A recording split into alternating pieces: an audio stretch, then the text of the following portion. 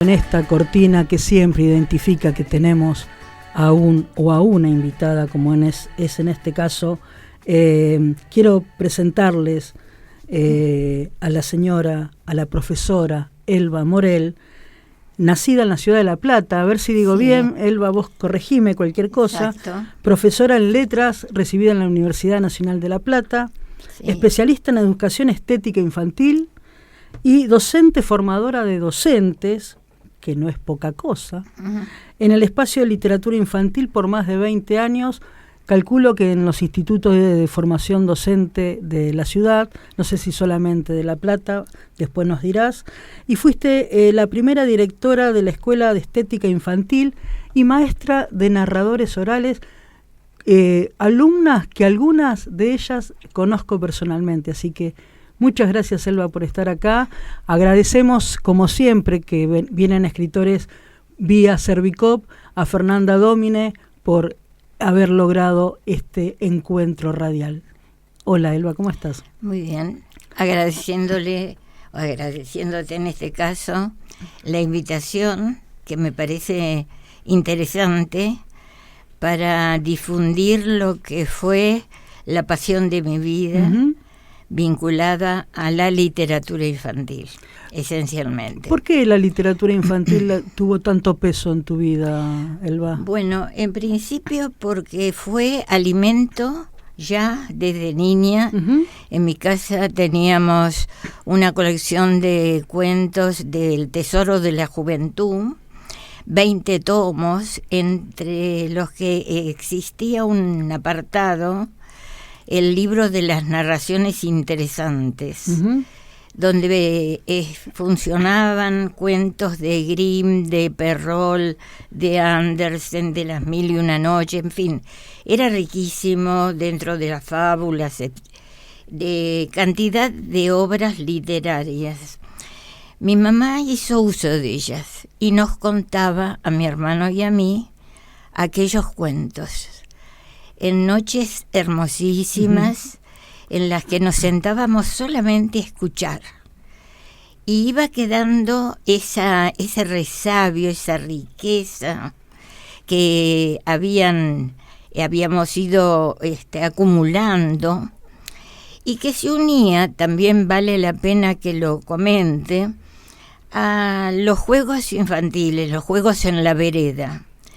Con Marta Beruti escribimos un libro que se llama Que sepa abrir la puerta para ir a jugar, en el que contamos de esa poesía que se transmitía de niño a niño sin la intervención del adulto. Ni de la escuela tampoco. En los recreos, en todo caso. Claro. Y en la vereda, entonces estaba la rueda de la batata, arroz con leche, jugábamos con la soga y que soy la reina de los mares, y así la poesía iba cantando y jugando con nosotros desde la rima de sorteo para ver quién empezaba un juego, y aparecía esa jeringonza tan propia de los chicos que decía Apetensen be Tucumán Lenji, Mamán Surti, Guri Guricarchi, por ejemplo, sin sentido, y que para nosotros tenía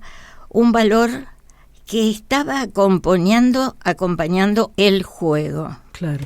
Así que mi infancia estuvo como alimentada, enriquecida con la palabra a través de narraciones, las de mi madre, y que yo recomiendo a los padres que narren o lean claro, historias a sus hijos, y de la poesía, esa poesía que se transmitían los niños entre sí. A partir de entonces viene una época cuando ya yo fui docente en la escuela primaria. Estuve en la escuela número 9 de Berisso. Sí, perdón, está sonando un celular. Suponemos que ya no está, ya está.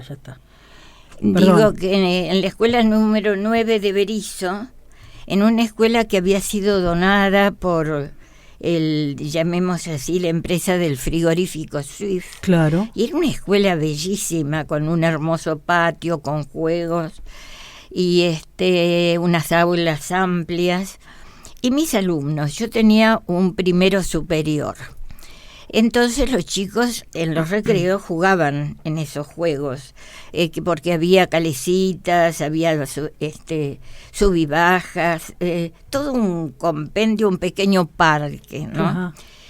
Y resulta que había un segundo recreo que era el recreo de la leche, le decían, porque se servía una merienda, claro, la leche. Y los chicos estaban apurándose a tomar porque ganaban lugares en esos juegos. Y yo quería tener más aglutinados a mis alumnos, ¿no? Y entonces se me ocurrió la peregrina idea de decirles que en los recreos, cuando ellos tomaban la leche, yo les iba a contar un cuento. Y empecé un poco como... mi intención fue disciplinar al grupo, que todos se quedaran y no que unos que quisieran salir y otros todavía estaban tomando su merienda. Empecé a contar cuentos. Entonces, todos los días, en ese segundo recreo, después de servir la leche, empezaba la función. Evidentemente, yo en principio busqué una forma de buscar orden, ¿no? Uh-huh. Entre mis alumnos, pero resulta que esto fue prendiendo. Los chicos no se movían hasta que no terminaba el cuento, claro, aunque hubieran terminado su merienda. Sí.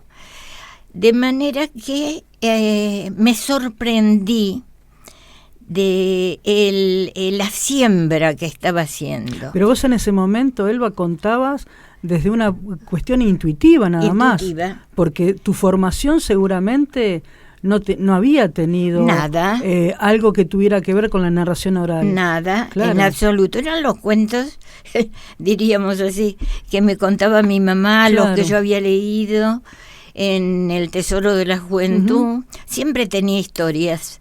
Yo viajaba en el micro 14, que iba a Berisso, sí, y iba pensando qué cuento iría a contar ese día. ¿Contabas o leías? ¿Contabas? No, contaba. Ajá, siempre narraba, claro, fábulas, leyendas, y cuentos.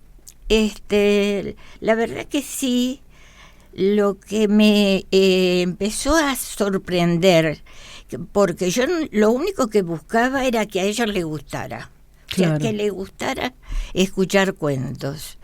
No tenía orden. No había otra intención más que escucharan. Esa, porque yo no tenía una regulación, primero estos cuentos, estos claro, más tarde. No, yo iba contando, uh-huh, simplemente, contando. Y la sorpresa la llevé al año siguiente, porque los chicos que habían pasado a segundo grado, en el segundo recreo, el de la merienda famosa, ellos tomaban rápido la leche y se venían a sentar a ver qué cuento claro, iba a contar yo. Claro. De aquellos que tal vez había yo contado cuando ellos eran mis alumnos. Claro.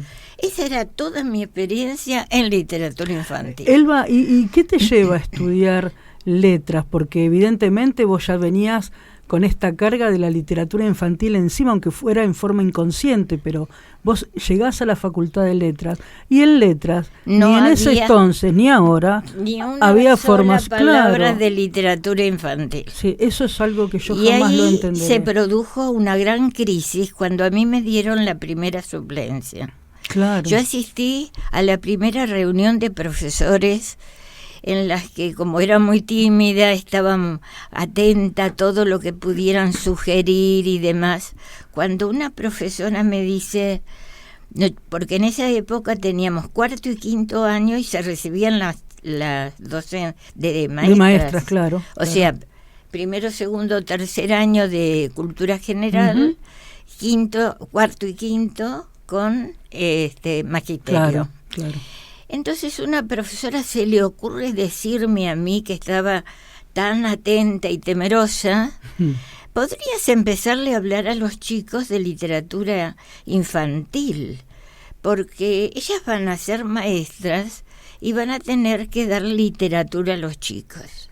yo casi muero ese día. ¿Hasta ese momento no había en la currícula de superior? Nada. Claro, porque no era superior, era secundaria. No, la escuela secundaria. Claro. Era el final de la escuela secundaria. Estaba en el Instituto Canosiano de Berisso en esa oportunidad. Entonces yo sabía lo que mi mamá me había contado de cuentos y lo que yo había contado y gozado con mis alumnos, pero de literatura. Pero tenía la experiencia en la escuela, cosa que no todos los docentes seguramente tenían. Claro, fue una ocurrencia en ese momento que me había hecho feliz, pero no para encarar una materia en los cursos superiores de magisterio. Y de la nada, además, desde cero, era crearlo desde cero, no tenías nada de dónde agarrarte. Existía Dora Pastoriza de Chevarne, que estaba ya dentro de esto, María Elena Walsh, que estaba ya en el ámbito de sus versos y canciones. Pero yo no tenía un orden sistemático de lo que era la literatura infantil. Claro. Entonces empecé a buscar dónde encontrar ese material y descubro el Oasis, el lugar excepcional que me regaló la providencia, cuando apareció el Instituto de Orientación Estética Infantil. Ese instituto era un instituto superior del Ministerio de Educación, que se dedicaba a preparar docentes en estética infantil. Incluía, entre sus muchas materias, literatura infantil, una carrera de 3 años. Ajá. De manera que entré yo... traté de averiguar, daban becas a docentes que se recibían con 5º año, era una carrera terciaria y de 3 años, y tenía la posibilidad de dar becas. Y yo dejé de dar clases en la escuela, que amaba tanto, con mis alumnos de la Escuela 9 de Berisso, porque gané el concurso y entré, entre otras 9 compañeras más, a formarme en ese instituto, La Gloria. Claro. En ese instituto estuve trabajando desde... voy a enunciar algunas de las materias que eran de 3 años, ¿no? Literatura infantil con Cochecha Garay, María del Carmen Garay Muñiz, que fue la profesora en los 3 años,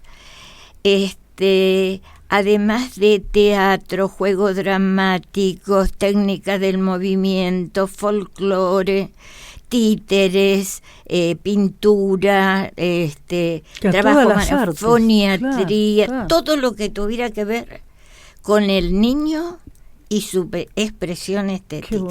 Qué bueno. Entonces yo reviví en ese instituto, porque fue un campo totalmente nuevo el que se me estaba ofreciendo. Claro. Así que estuve 3 años en ese instituto. Y cuando egresaba, María Esther Romay, que había sido designada en el Ministerio de Educación para formar un gabinete de estética. Sí. Y ella seleccionó alumnas, entre las cuales tuve el privilegio de ingresar, y entonces empecé a trabajar en ese gabinete de estética. ¿Qué significó? Éramos más o menos 20 docentes, divididas en 5 equipos, de 4 docentes en cada equipo. Uh-huh. Una dictaba expresión corporal, plástica, trabajo manual y literatura infantil. Así que había 5 equipos que fueron disparados del gabinete de estética hacia todos los puntos de la provincia. Salíamos nosotros y dábamos cursos que nos llevaba a ir a distintos lugares de la provincia. ¿Eso era desde el ministerio? Desde el que ministerio. Lo hacían? Ah, mirá. Entonces el ministerio, a través de Mariana Zuccarelli, que fue la verdadera organizadora de todo, nosotros íbamos a un distrito. Yo fui a Puan, a Mar del Plata, a La Prida, a Bahía Blanca, a Mar del Plata, 20 distritos en toda la provincia. Daban talleres para los docentes. Para los docentes. Claro. Íbamos y estábamos, por ejemplo, los lunes y parte del martes, una actividad plástica, por ejemplo, después técnica del movimiento otros 2 días, y yo iba viernes y sábado y daba literatura infantil en mi equipo. Claro. Y después volvíamos con nuestra experiencia, e íbamos 2 veces, íbamos 2 fines de semana yo, y una tercera que se cerraba el curso. Y difundimos la educación estética en toda la provincia. Claro. De manera que yo sentía, por ejemplo, el abrigo de lugares como, por ejemplo, La Prida, que llegaba y nos esperaban las docentes y nos iban y llevaban y acompañaban en todos esos 2 días que estábamos allí, como si fuéramos huéspedes de honor, ¿no? Claro. Y es que en un punto lo eran porque les estaban llevando conocimientos que ellos en sus lugares no tenían. Claro. Entonces, pero también iba a Mar del Plata, que cuando iba a dar el curso, todos interesados, y después yo me quedaba sola en Mar del Plata, claro. Porque la cuestión de los pueblos más solidarios, sí, más protectores, ¿no? Y de las grandes ciudades, Bahía Blanca, Mar del Plata, que uno iba y después estaba esperando al día siguiente que tenía que terminar su tarea. Elba, una pregunta, no sé si por ahí me la podés contestar, porque escapa, creo, a lo que vos podés manejar. Yo siempre me pregunté por qué la universidad, la carrera de letras, no forma en literatura infantil, si muchos de esos docentes van a tener que conocer la literatura infantil, porque los chiquitos, hay chicos de edades muy muy muy cortas, no es que todos van a estudiar. Chicos de jardín de infantes, por claro, ejemplo, o maternal. Pero el profesor de letras, que va a dar clases en la secundaria, tiene chicos de 7º, 8º y 9º, chicos de 11, 12 años, que tendría que saber de literatura infantil. ¿Por qué ese gran agujero en realidad, la universidad? Estudiar la literatura es algo importante, valioso, indudable. Generalmente se estudian a los autores y las obras, pero nunca se estudia la obra para el receptor. Claro. Y en este caso se varía ese ritmo, porque el que va a recibir, uno tiene que prepararse para el que va a recibir y pensar qué tipo de literatura correspondería. Entonces, eso es un absurdo. Entonces tendría que haber una carrera de literatura para los peluqueros, una para determinados destinatarios de tipos de literatura, y eso no existe. Lo que existe es la literatura. O se estudia la literatura, autor y obra, pero no el receptor. Claro. Pero en cambio, en este caso, yo tuve un panorama totalmente distinto, porque a mí me interesaban los niños y cómo atraerlos a la literatura, ¿no es cierto? Claro. De manera que, en principio, a través del gabinete, como queda dicho. Claro. Pero empecé a incursionar en institutos superiores de formación docente. Claro.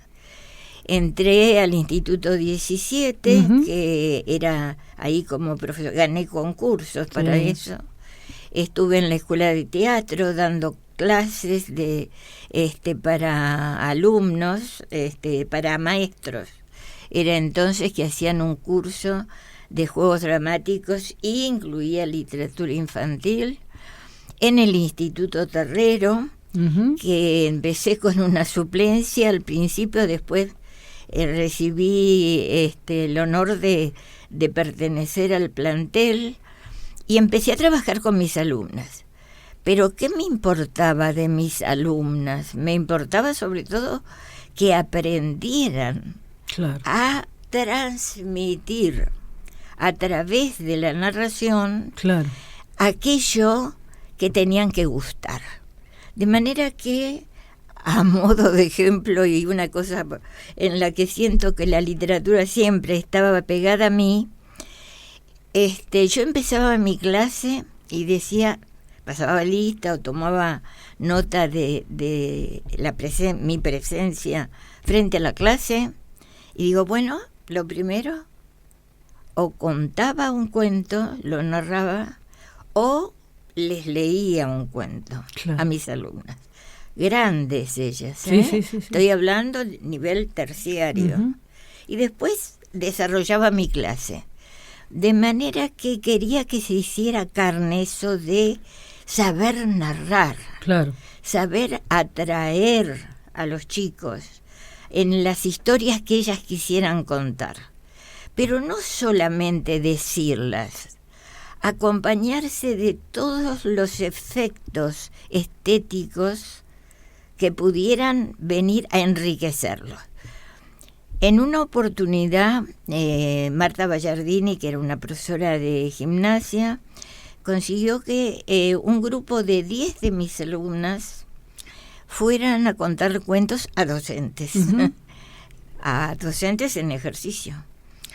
Y las chicas, mis chicas, digo yo, contaban cuentos desde sin elementos, con láminas, con franelógrafos, con pizarrones magnéticos, con caracterización para iniciar un cuento en primera persona, con títeres, con teatro de sombras, con música acompañando el cuento. O sea, yo trataba de que el acto de la narración estuviera enriquecido con esas otras formas estéticas que yo había bebido con fervor en el Instituto de Orientación Estética. Eso, trabajar con el títere, trabajar con la música. Algunas chicas me decían, ¿qué cuento puedo contar que yo quiero agregarle música? Y había una de las muchachas, Cecilia Cataño, que sabía tocar muy bien la guitarra, una de mis alumnas muy querida, por cierto, y en el examen final ellas tenían que exponer sobre un tema, pero tenían que terminar prácticamente contando un cuento. Y ella se sentó con su guitarra y empezó a cantar un cuento que se llamaba Lírala, el cuento, y ella le puso música distinto. Hizo una obra de arte, como ellas, muchísimas más. Elba, te hago una pausa porque hablando de tus alumnas, yo te quiero hacer escuchar, ahora sí te voy a pedir que aunque sea que pongas un auricular, y te voy a pedir, Mercedes, ahí está, me da el reflejo y no te alcanzo, ahora sí. El saludo de Paula Kriskowski, que te deja este saludo para vos. Hola, soy Paula Kriskowski. Quería aprovechar para saludar a Elba Morel, una gran profesora que tuvimos toda una generación que nos recibimos en el Instituto número 17, allá por los años 94, 95, que marcó para siempre a fuego el amor por la literatura. Y que tengo unos recuerdos hermosos y entrañables de aquellas épocas y también de los cuentos que ella nos leía o nos narraba. Así que felicitarla y mandarle un abrazo y un cariño cálido. Gracias, Paula. Recordemos que Paula Kriskowski es la titular de la biblioteca del otro lado del árbol, en el Parque Saavedra. Y ya que hicimos una pausa, te leo un mensaje. Nos están llegando un montón de mensajes, Elba. Dice, excelente Elba Morel, gracias a ella, con una alumna suya, Jorgelina Pérez, hicimos una obra de teatro de Chinche Poroto, Todo Roto, en la que Jorgelina hizo el personaje Epaminondas a partir de la narración de ese cuento.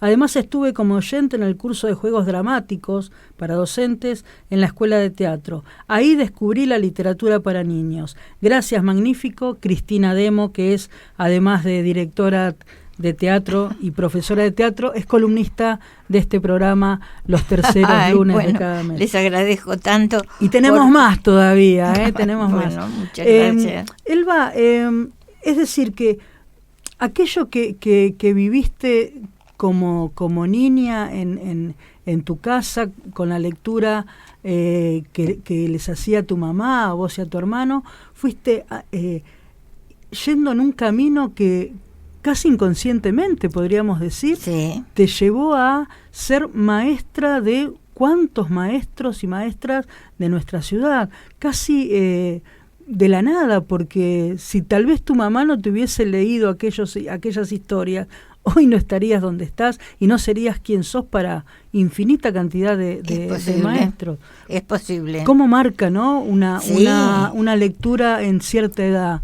Por eso yo aconsejaría a los padres que no dejen de narrar o de leerles a los niños cuentos. Conozco muchos que en el momento de ir a dormir cuentan un cuento. Claro.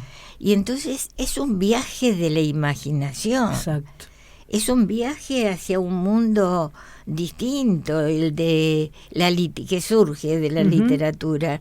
Y vale la pena que así sea.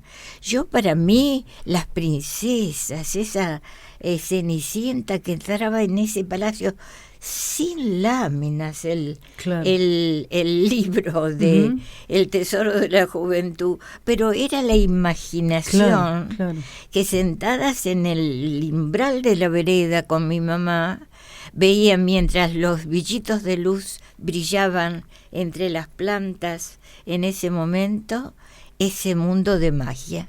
Claro. Y entonces eso se iba adentrando, ¿no?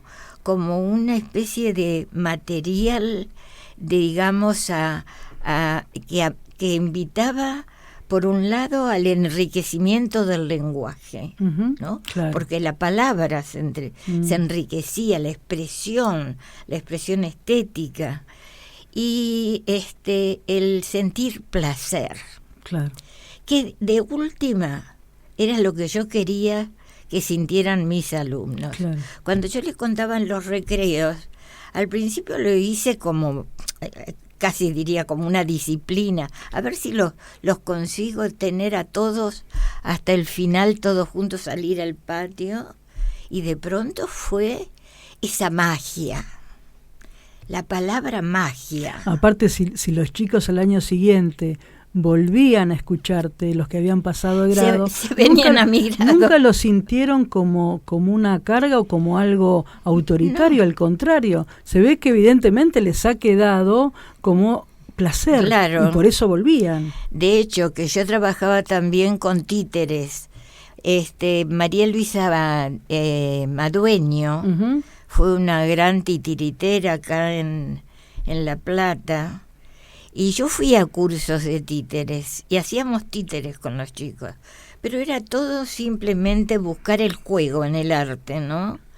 Lo que me provocaba esa necesidad de llevarlos a los chicos hacia la literatura.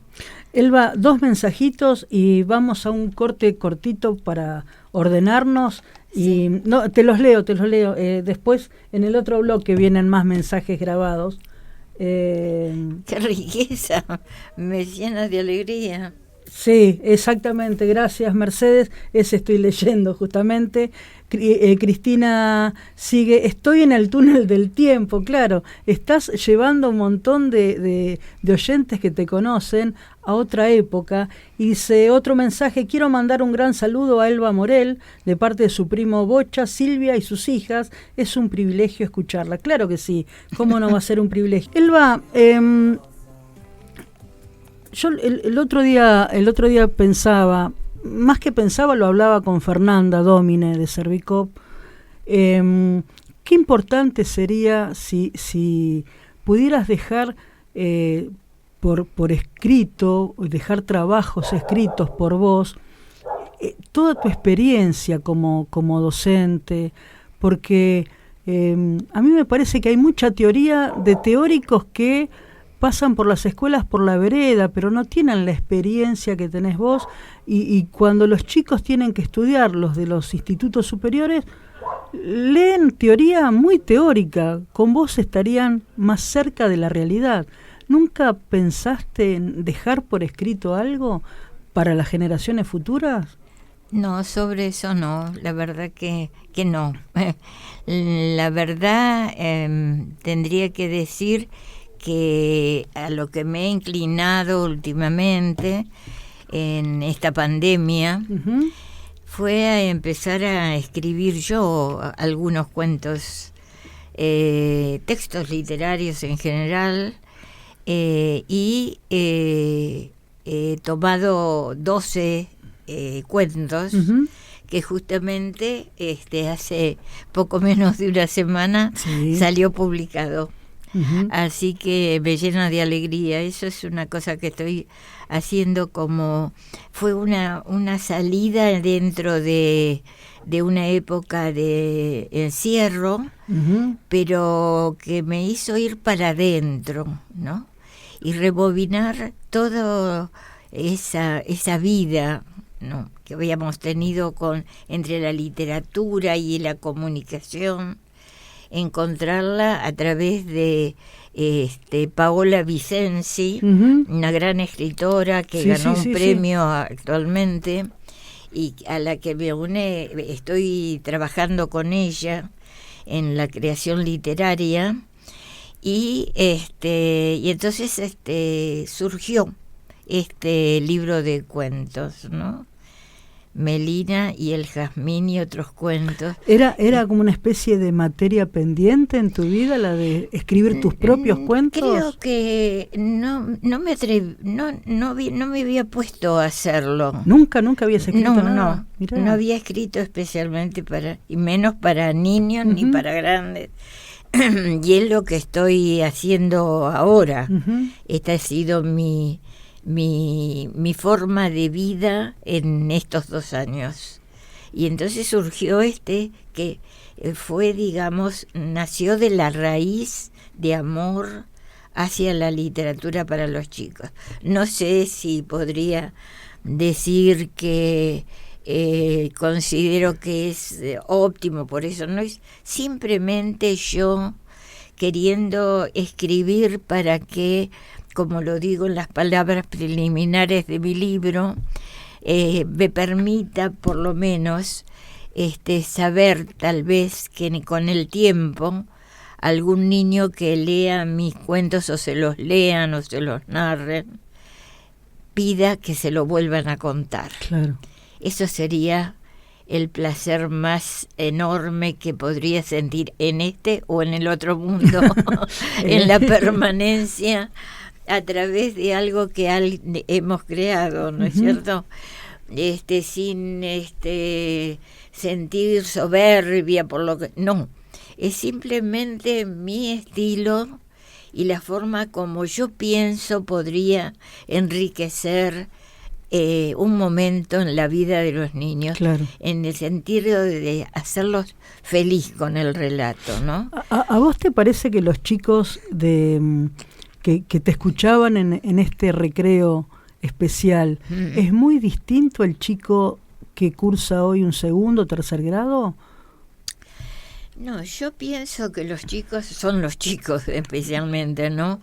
Yo no trabajo ahora con alumnos, simplemente una pequeña experiencia que tuve con los hijos de mi ahijada que están en Gualeguaychú, que se me ocurrió una vez por semana y por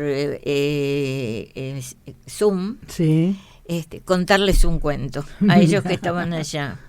Y ellos estaban prendidos, les gustaban, y hacíamos digresiones sobre las historias que íbamos contando. ¿Que lo hacía semanalmente esto? Sí, yo oralmente, ellos allá y yo acá. Qué bueno, qué bueno. Así que bienvenido el Zoom para estas cosas. Y yo por eso digo que los chicos siguen siendo los chicos. Ahora los creadores tienen que ser los maestros. Claro, y ahí sí hay grandes diferencias. Ahí sí. Claro. Ahí el maestro tiene que prepararse. ¿Y dónde radica la diferencia entre tu generación de docentes y la de hoy? A la de hoy no te puedo hablar de ella. Bueno, de los últimos 10 años, no sé cuánto hace que... No, últimamente yo no tengo vinculación con la escuela, ¿no? No sé a dónde fue a parar los ratos de narración, como decíamos, claro, ¿no? Si están tampoco. Yo deseaba que las alumnas lograran ese encantamiento del auditorio a través de la palabra y a veces de las imágenes, a veces de los recursos, claro, para aprender a los niños. Es un arte. Claro que sí. La narración es un arte, y por eso necesita también el practicarlo, ¿no? No sé si en este momento se está haciendo algo por el estilo, no creo, lamentablemente esta pandemia ha alejado a los niños de las clases, máxime todavía de esos momentos de unión con lo literario. Pero sí, no, termina, por favor. No, lo que comentaba es que en el quehacer nuestro, del gabinete de estética al que aludí hace un rato diciendo que íbamos a dar cursos, en un momento se pensó que era bueno que nosotros tuviéramos también un grupo de alumnos y que esos alumnos les pusiéramos en práctica lo que estábamos difundiendo con los maestros. Claro. Y en esto llevó la creación de la Escuela de Estética, dependiente de ese gabinete. Entonces, yo había ido un año a España porque me habían dado una beca para estudiar en Madrid, en el Instituto de Cultura Hispánica. Carmen Bravo Villasante había escrito una historia de la literatura infantil y de esto se trataba cuando me dieron la beca. Pero resultó que cuando yo fui a hablar con Carmen Bravo Villasante, con quien estuve un año en España estudiando, y yo le contaba lo que hacíamos acá, porque yo ya estaba en el gabinete de estética y andábamos trabajando con los recursos expresivos estéticos para hablar de los cuentos. Y ella sabía solo de historia de la literatura, pero de lo que yo le estaba diciendo, para ella era una novedad. Claro. Yo fui a recibir y lo que me daba era lo que ella escribió en varios textos de literatura infantil, recapitulando literatura para niños de España y de Iberoamérica. Pero cuando yo me vine, pensé que yo había ido para, por supuesto me enriquecí con el viaje en sí, ¿no? El estar en España todo ese tiempo. Pero lo que yo llevaba de acá, de esa germinación de la literatura infantil y esa relación estética con todas las expresiones de arte, no estaba. Nosotros estábamos en avanzada en ese momento. Ocurrió que se crea la escuela, esta escuela que digo, dependía del gabinete. Y yo fui la primera directora, porque la asesora María Inés Zuccarelli fue la que la creó la escuela, en el gabinete. Y los atares de políticos hicieron que en un momento dado la escuela que había empezado a funcionar y que estaba después en la calle, y está en la calle 45, 9 y 10, la Escuela de Estética, que ahora lleva el nombre de María Inés Zuccarelli, que precisamente fue la que la creó, ideó esa escuela. Resultó que cuando estábamos en pleno auge y dando cursos y demás, cambia el gobierno. ¿Qué trajo como consecuencia? Que cuando la asesora Marini Zuccarelli presenta como ella era de muy ética, ¿no? Presentó su renuncia al nuevo inspector y se la aceptó. Y la escuela estaba ahí sola, no tenía asidero en nada. Y yo estaba como directora. 2 años de lucha y de conseguir que la dejaran a esa escuela, que la dejaran. Y realmente, después de 2 años más, que se pudo seguir y los padres nos seguían firme apoyando en las actividades que ahí se daba. Todos los chicos tenían literatura infantil, juego dramático, música, plástica, cerámica y demás. Los padres, toda una comunidad empezó a apoyarnos, ¿no?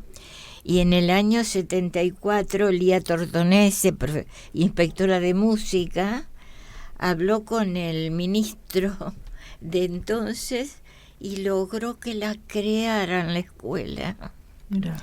En el año 74 se creó la escuela, que había empezado ya 2 años largos, desde el 71 al 75. Y ahí fue la gloria. Quedó la escuela de estética. Y de esas escuelas como esa, ahora hay algo así como de 50 en toda la provincia. Mirá. De esa escuela de estética. Réplica de la que se creó acá en La Plata. La escuela de estética número 1 es esa de la calle 45, 9 y 10. Y después estaba la número 2, que estaba cerca de Plaza Rocha. Acá en la escuela, esas 2 eran las que estaban. Y después en la provincia empezaron a aparecer las escuelas de estética, hasta cubrir un número como de cerca de 50 escuelas que todavía existen. Qué bárbaro. Así que esa es una forma de difusión también muy importante, porque los chicos iban a la escuela y a la escuela de estética 2 veces por semana. Y entonces cumplimentaban estéticamente lo que no hacían en la escuela. Claro. Porque en la escuela no se daba, escuela primaria no se daba literatura ni las expresiones estéticas, claro. Elba, vamos a otro saludo de otra de tus alumnas, y pegado al saludo, nuestra querida, ya es de la casa, Roxana Drucker, a mí en lo personal, el día sábado, me escribe diciéndome que ella, el segundo día que hace su columna de narración oral cuando estábamos en otra emisora, contó un cuento tuyo. Sí. Era un cuento bastante extenso que por una cuestión de tiempo lo tuve que editar. Creo que en la edición queda lo esencial. La culpa de la edición es mía, no de Roxy. Así que vamos con el saludo, Mercedes, y pegamos el audio de Roxana Drucker. Hola, soy Roxana Drucker y también fui alumna de Elba. Quiero dejarle un beso muy grande a Elba y contarles a ustedes que hace muchísimos años, no importa cuántos, en la escuela de teatro ella me hizo enamorar de muchas cosas de la literatura, sobre todo escuchándola. Cuando ella nos decía: lluvia saltarina cae en mi ventana, baila que te baila, canta que te canta.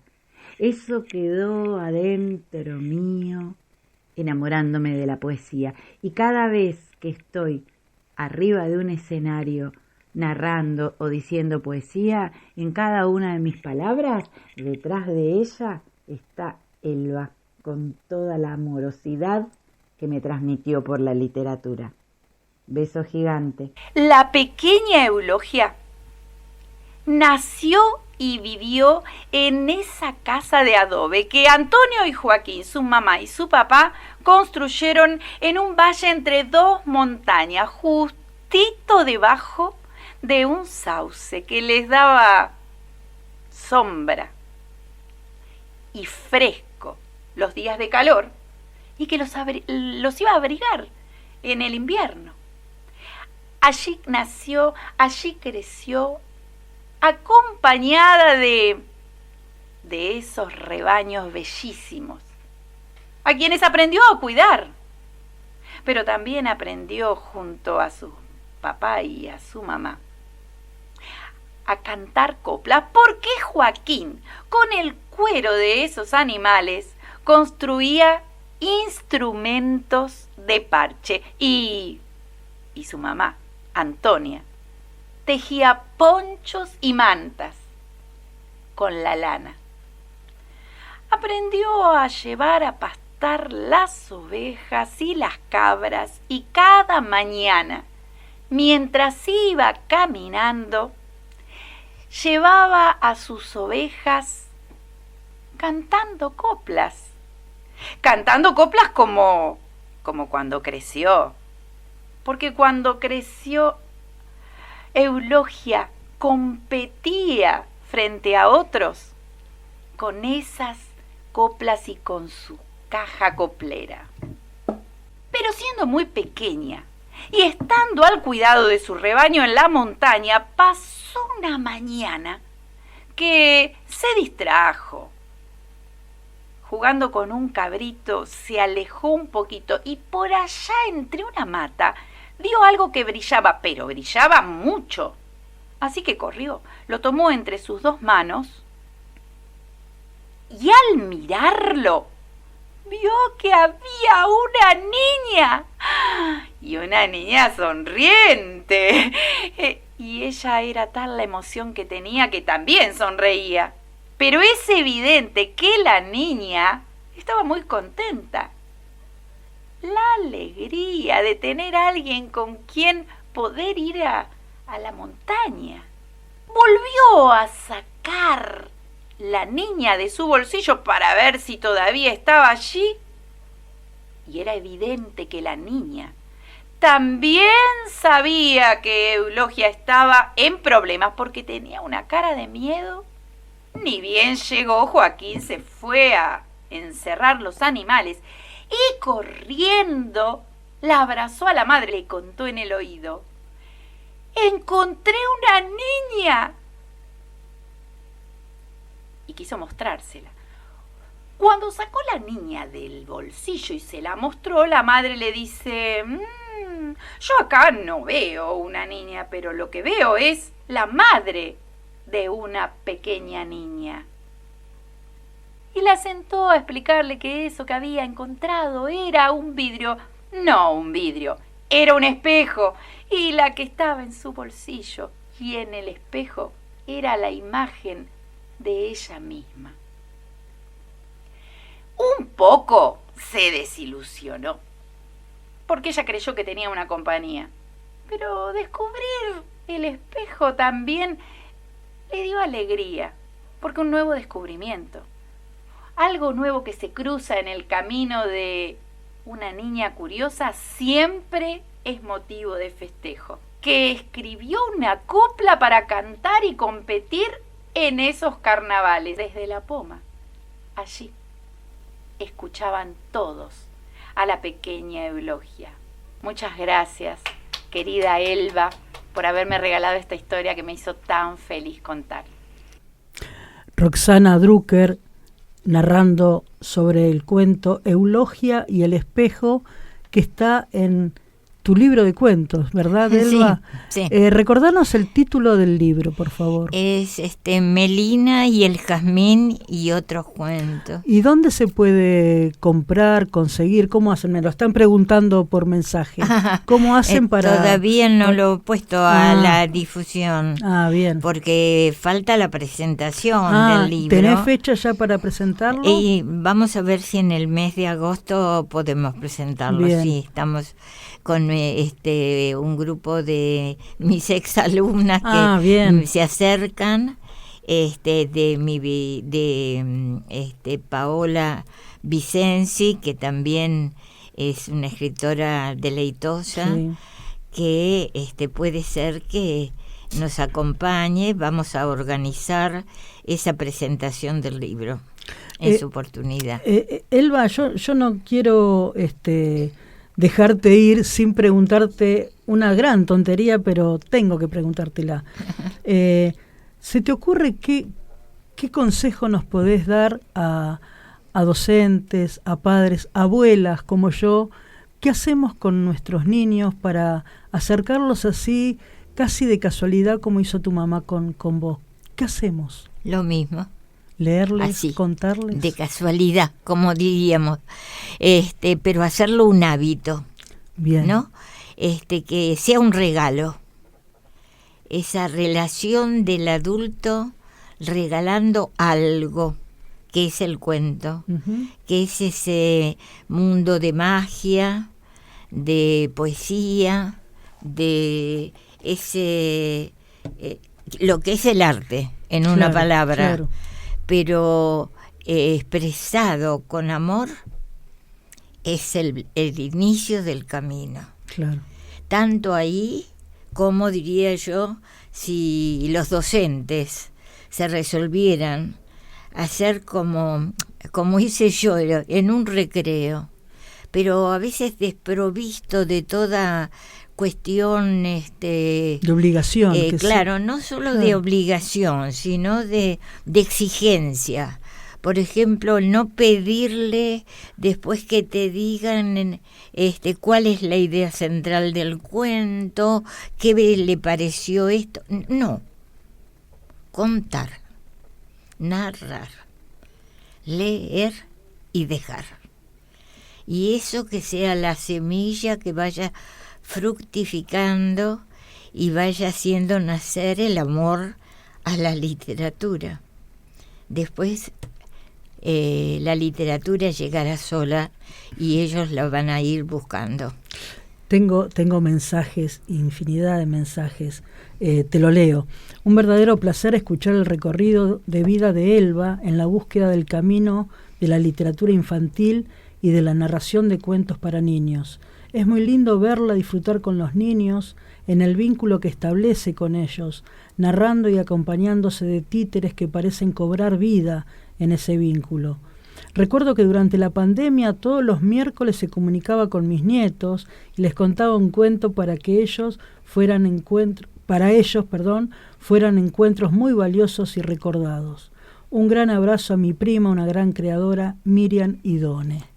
Perdón, te detengo porque ella es la ilustradora de mis cuentos. Ah, bien ahí, qué además, bueno. Bellísimas ilustraciones. Muy lindas, sí, la verdad, una maravilla. Nos encantó que el programa haya invitado a nuestra querida Elba, que ha trabajado afanosamente para inculcar el gusto por la literatura, el relato, el cuento. Hace unos días nos deleitó con la poesía La Paz de Amado Nervo, Susana y Daniel. Un placer escuchar a Elba Morel, cómo transmite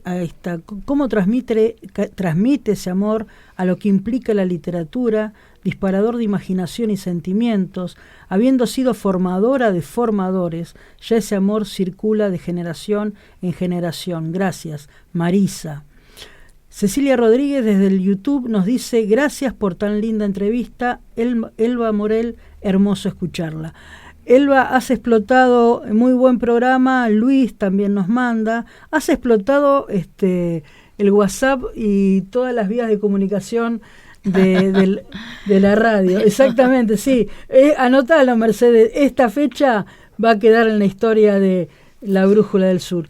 Elba, yo me quedaría 4 millones de horas más con vos, porque uno evidentemente de los docentes aprende todo el tiempo, y yo siempre lo digo en chiste, pero en realidad es muy serio. Yo hago este programa para aprender, y hoy la pucha que he aprendido con vos, esto que para mí, te lo dije hace un rato, es un agujero negro.